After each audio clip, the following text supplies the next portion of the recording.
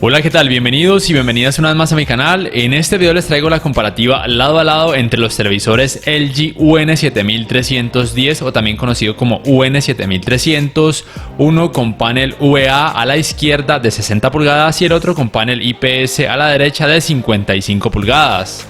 Esta comparativa la hago principalmente para aquellas personas que no creen o que todavía tienen dudas de que LG incluya en algunos modelos paneles LCD tipo VA. También lo hago para que miren las diferencias tan remarcadas que hay, sobre todo en el tema de la uniformidad de los colores negros y de pronto el tema del clouding que se pueden observar en este tipo de escenas donde hay mucha oscuridad, que se puede notar muchísimo cuando las luces de la habitación están totalmente apagadas. En cuanto a precios, por lo menos aquí en Colombia, el UN7310 de 60 pulgadas cuesta aproximadamente $530, mientras que el de 55 pulgadas cuesta más o menos $470. Bueno, primero que todo aquí pueden corroborar que se trata de las referencias mencionadas: UN7310 PDA a la izquierda de 60 pulgadas con panel VA y PDC a la derecha de 55 pulgadas con panel IPS. Bueno, vamos entonces a seguir con el tema de la uniformidad de los colores negros y de los problemas de clouding. Aquí pueden notar que es muchísimo más perceptible el tema del clouding en el de la derecha, que es el que tiene panel IPS, y es que los colores negros se notan más grisáceos. Voy a mostrarles primero que ambos tienen las mismas configuraciones en cuanto a luz de fondo, brillo, color, etcétera, para que no vayan a pensar que estoy favoreciendo más a uno que a otro, o para que de pronto uno parezca que sí tiene panel VA y el otro no. Entonces quiero que observen esto, todo está tal cual, prácticamente como viene de fábrica, para que entonces puedan notar las diferencias que hay en cuanto al tema de los colores negros entre uno y otro. Aquí pueden notar, por ejemplo, que en esta esquina superior izquierda del que tiene panel IPS se nota colores negros más grisáceos. De hecho se alcanza a notar un poco el resplandor de luz, pero no es algo terriblemente molesto, y la línea horizontal que se nota en el de la izquierda casi que no se nota en el de la derecha, precisamente porque el tema de que los colores negros parezcan más grisáceos hace que esa línea se pierda. Este contenido que les estoy mostrando es en SDR o rango dinámico estándar. Usualmente en este tipo de contenido no se nota tanto este tipo de problemas, pero están pudiendo observar que por lo menos hasta ahora sí son perceptibles. Y ya en este tipo de contenido que tiene HDR o alto rango dinámico, esos problemas son un poquito más notorios, sobre todo en aquel que tiene panel IPS, que recuerden es el de la derecha. Para algunas personas pueden ser increíblemente molestos el tema de que los colores negros parezcan un poco más grisáceos y que haya de pronto un tema muy leve de resplandores de pronto en las partes superiores de la pantalla y en la parte inferior también del de la derecha que tiene panel IPS. Para algunas personas puede ser más que tolerable. Pero para quienes quieran un televisor que tenga un mejor rendimiento en escenas oscuras, que el clouding sea menos perceptible, no voy a decir que sea totalmente imperceptible, porque en el que tiene panel VA también se nota, y eso es porque ambos tienen retroiluminación de luz directa. Sea como sea, sí que es notorio también el que tiene panel VA, y los colores negros también se notan un poco más grisáceos, pero son increíblemente más grisáceos en el que tiene panel IPS, que recuerden que es el de la derecha. También tengan en cuenta que en LG los modelos que tienen panel VA son aquellos de 50 pulgadas, 60, 70 y 82 pulgadas. El resto tienen panel IPS. En cuanto al tema de relación de contraste nativa, en el caso del que tiene panel IPS, que es el que han analizado en la página de ratings.com, tiene 1053:1. En el caso que el del que tiene panel VA, no lo sé, no tengo una página que me provea de ese resultado, pero yo diría que puede rondar entre los 4000:1 y 4500:1. Ninguno de estos tiene retroiluminación Full Array, es LED directa, y tampoco tienen, por supuesto, local dimming. Ya entonces, en este tipo de contenido, tanto en HDR como en SDR, donde hay más colores vívidos, la diferencia principal es que el que tiene panel IPS, recuerden que es el de la derecha, presenta, a mí por ejemplo me gusta más el tema de la representación de colores en el que tiene panel IPS. De hecho, ya muchos saben que cuando en las tiendas donde hay mucha luz se compara uno que tiene panel IPS con uno que tiene panel VA lado a lado, el IPS va a ganar, porque sí, es que los colores sí que se representan mejor, o por lo menos un poco mejor. Todo depende también de la gama de los televisores. Se representan mejor los colores en los que tienen paneles IPS. El problema es que los comparan en las tiendas donde hay mucha luz, y ya cuando llegan a sus hogares y los ven en condiciones de poca luminosidad, con películas, series o videojuegos que tienen muchas escenas oscuras, empiezan a notar los problemas de clouding y colores grisáceos, colores negros grisáceos en el que tiene panel IPS. Este video también lo hago para eso, para que entiendan que si bien el IPS luce mejor en la mayoría de los casos en este tipo de contenido y con las luces de la habitación o del lugar totalmente encendidas, ya entonces cuando se apagan las luces totalmente y el contenido tiene muchas escenas oscuras, van a poder notar ese tipo de problemas que a algunas personas les puede molestar mucho. En cuanto al tema del brillo, el que tiene panel IPS en HDR tiene 310 nits y en SDR 249 nits. El que tiene panel UVA no conozco los resultados exactos, pero la verdad es que colocándolos lado a lado no pareciera que hubiera mucha diferencia entre ellos, así que los valores puede que resulten muy similares, entre 310 nits, tal vez 320 nits. Usualmente los que tienen panel UVA en LG suelen agregarle un poquito más de nits, no es una diferencia gigantesca, pero por lo menos en teoría sí que la debería haber. Entonces, en temas de brillo, ambos tienen lo suficiente para una buena experiencia HDR o de alto rango dinámico, para que el tema de que el alto rango dinámico luzca realista, que es lo que se busca precisamente con esta tecnología. No es necesaria una cantidad de 500.000 nits para que el alto rango dinámico luzca bien. Pero si a ustedes les gusta más un televisor que sea ultra mega brillante, entonces ninguno de gama baja va a ser suficiente. Tienen que irse por lo menos a uno de gama media que tenga por lo menos alrededor de 700 nits. En el tema del manejo del movimiento, ambos hacen un muy buen trabajo a pesar de ser televisores de gama baja o de gama de entrada. Ambos tienen la misma función en las opciones de imagen de cada uno de los modos de imagen que ustedes quieran. Simplemente se van a todos los ajustes y escogen el modo de imagen que ustedes quieran, ya sea vívido, estándar, etcétera.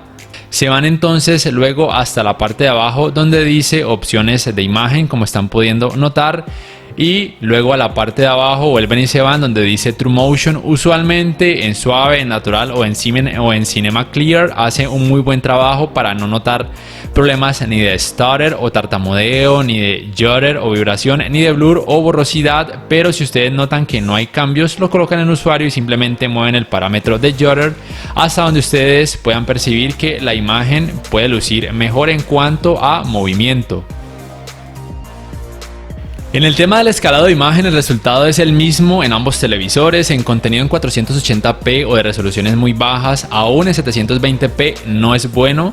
No es el mejor, no esperen maravillas. En 480p se nota algo de pixelación que puede ser molesto para algunas personas.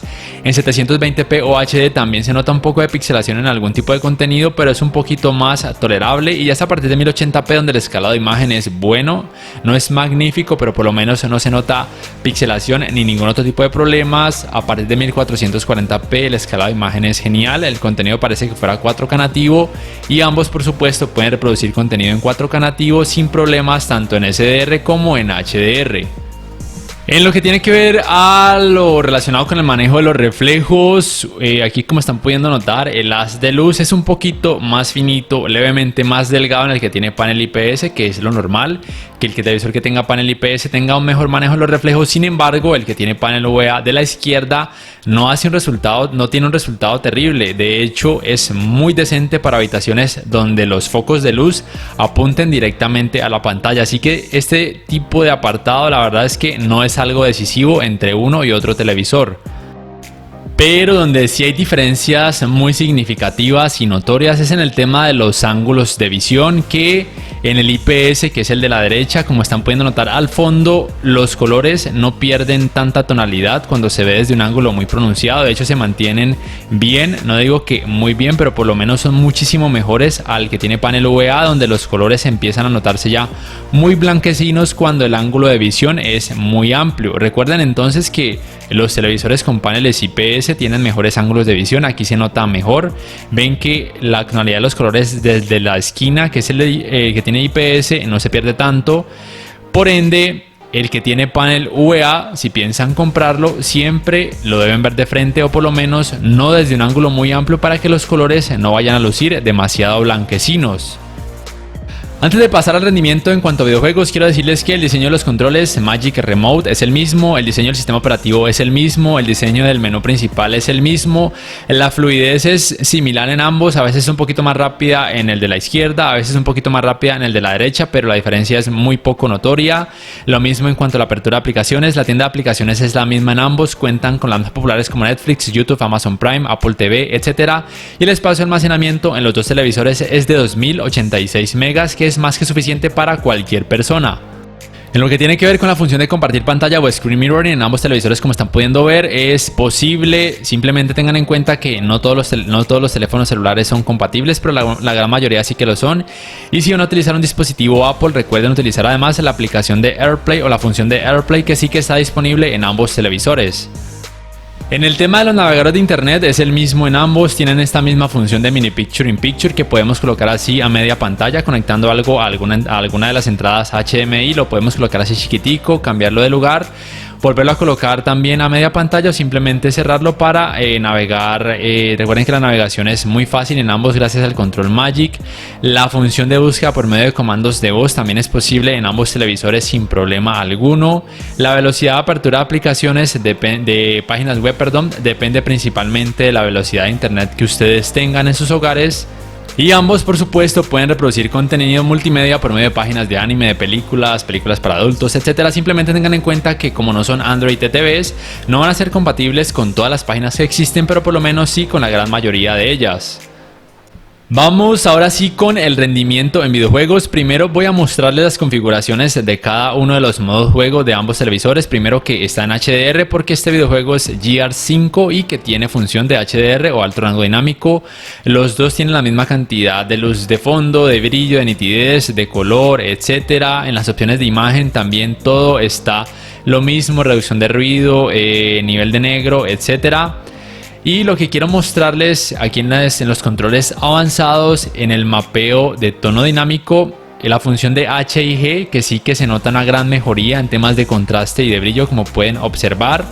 Al dejarlo en encendido se oscurece un poco la imagen, y en HGIG o HDR Gaming Interest Group, que precisamente es un parámetro que está disponible en videojuegos con HDR, se nota una gran mejoría. Por ende es lo único que voy a dejar activado en ambos televisores en sus modos juego.